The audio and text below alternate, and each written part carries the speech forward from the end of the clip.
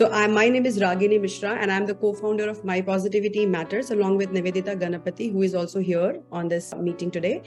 And My Positivity Matters is a personal growth transformation platform, and we offer several programs and workshops and coaching for helping people in their personal growth journey. And so today, like we all know that, in any kind of ailment, we go to a doctor, just like we go to a doctor.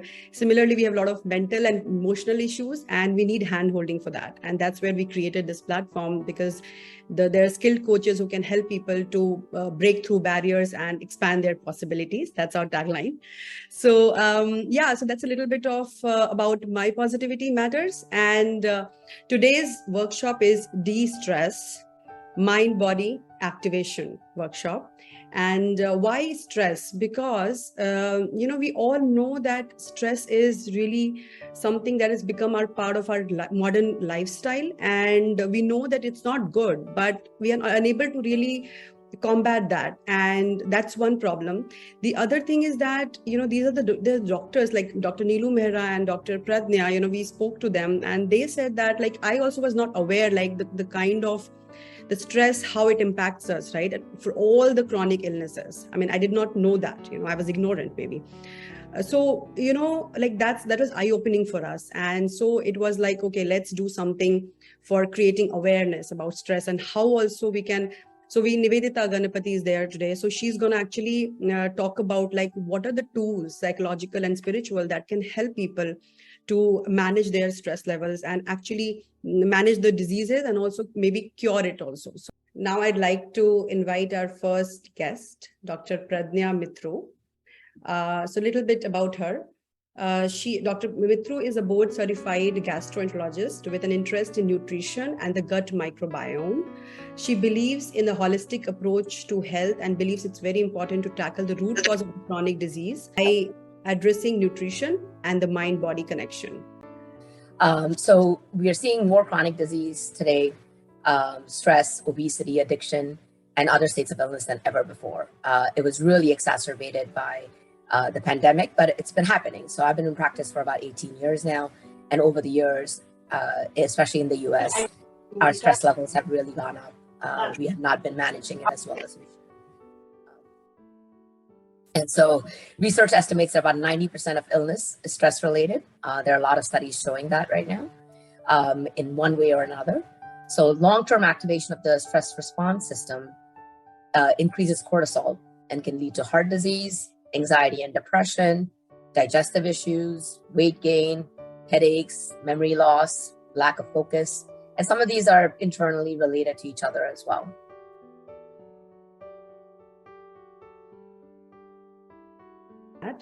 And with that, I would like to now welcome Dr. Neelu Mehra, who is boarded in family medicine and palliative oncology.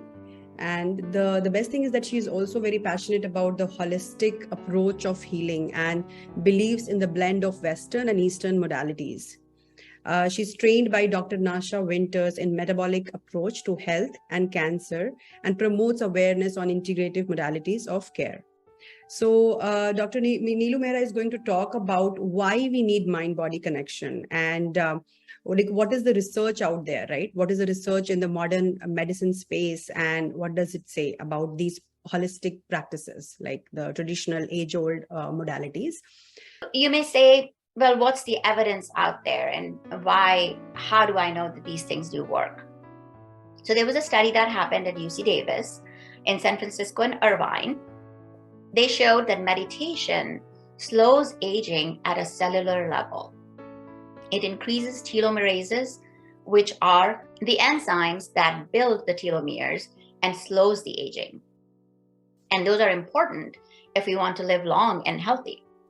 Barbara Fredrickson in Chapel Hill, she showed in a study that the length of telomeres were longer in people who were engaged in mindfulness, compassion practices, and kindness and gratitude.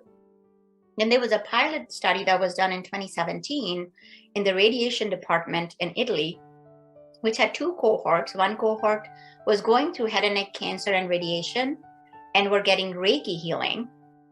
And the other cohort was actually not getting the Reiki healing. So they saw that the cohort that was getting Reiki healing was very important. They had least side effects and their pain levels were much lower.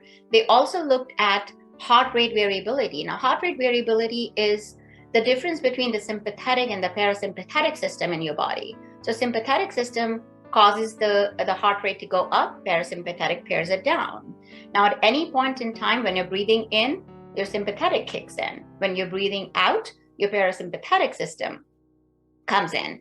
And the balance is what regulates your heart rate and the variability. The higher the variability, the more in control you are in your situation. If the variability decreases, you are really allowing the sympathetic system to get better of you. And that is where everything starts to fall apart and we start seeing these chronic diseases. I'd like to welcome my co-founder, Nivedita Ganapati, who is a personal transformation coach and a motivational speaker. So a little bit about her for the people who are joining it for the first time. So she was a Harvard lawyer who gave up her legal career to pursue her calling to help people in their personal growth journey.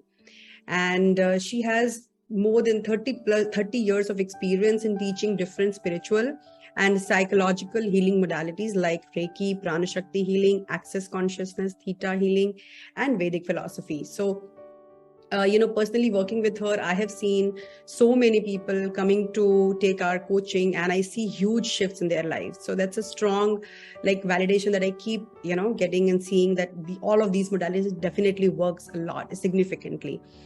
So a quick, discussion on the difference between modern medicine and ancient healing. So the dominant model for modern medicine is the biochemical model based on the separation of body and mind up until very recent times. Modern medicine treated the disease as an entity by itself without any reference to the other aspects of the human being. And ancient healing has always believed that human beings are a combination of biological, sociological, psychological, spiritual beings, and every aspect impacts our life, our health, our disease, and our healing. So disease cannot be understood in isolation, and modern medicine is slowly catching up with this idea.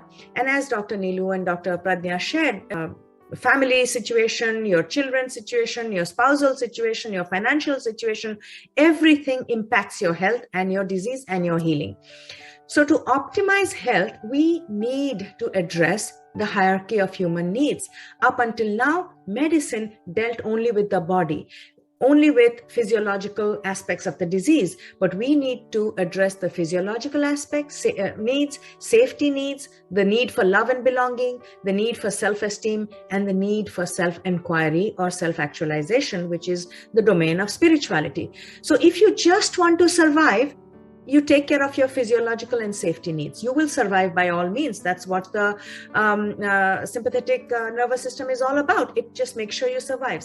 However, if you want to thrive, you need to take care of your need for love and belonging and self-esteem.